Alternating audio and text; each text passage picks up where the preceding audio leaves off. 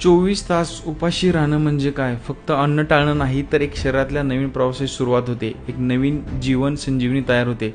काही तासात भूक लागते, डोकं थोडं हलकं वाटतं, पण जसा जसा वेळ सरकतो तसतसं आतून एक नवीन शांती आणि क्रांती सुरू होते. नक्की घडतं काय शरीरामध्ये?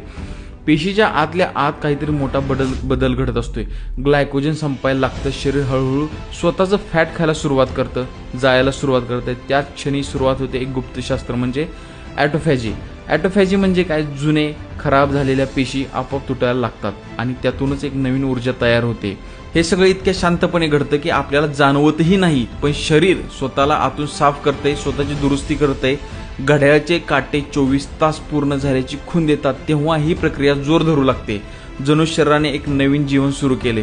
भूक आता शत्रू राहत नाही, ते एक गुप्त दार उघडते, जिथून आरोग्य, शक्ती आणि पुनर्निर्मितीचं नवीन जग सुरू होतं.